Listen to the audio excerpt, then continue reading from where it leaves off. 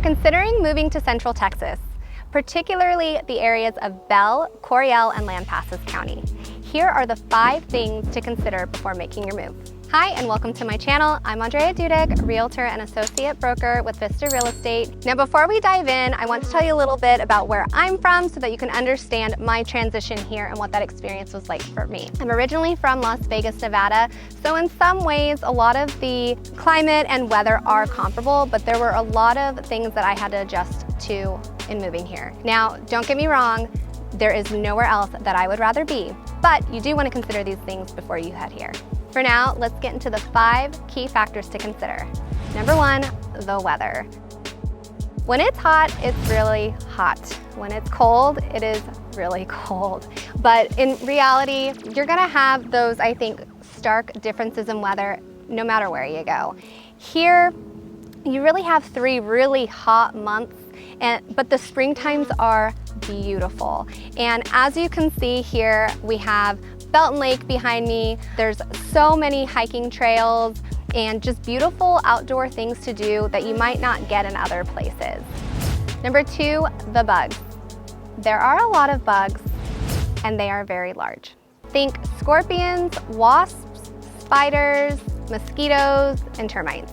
Now, living somewhere where you get this is totally worth it. I mean, if you have water, you're probably gonna have mosquitoes. Termites are a thing here. Whenever a buyer does a home purchase, it's recommended that they get a wood-destroying insect inspection so that they can check for things like termites and it can be treated and remedied. Scorpions, they're pretty gross. But are these the type of bugs that are going to prevent me from moving somewhere where the culture is fantastic and the environment provides everything you could want for your family? No, we have solutions for all of that.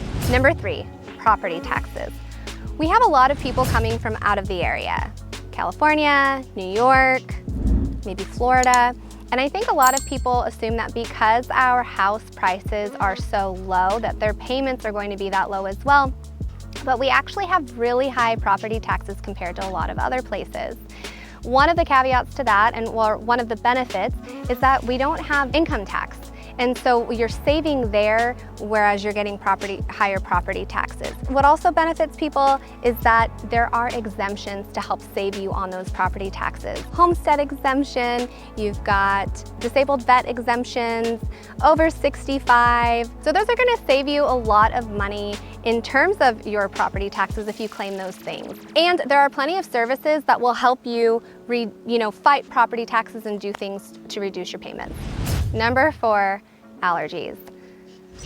I think wherever you go, there are probably going to be allergens in that area. Here, some of our top allergens are grass, pollen, ragweed, cedar, and mold. I particularly was not real affected by allergens when I got here. I think that's just gonna be particular to the person, but Benadryl, they have allergy shots, and they might not even bother you at all. They are seasonal, and so some seasons might be a little more tricky than others, but it's worth it, especially if you're loving where you're at. Number 5, tornadoes. This is probably the thing that I hear people are most scared about when moving to Texas. It's not super common to have a really serious tornado.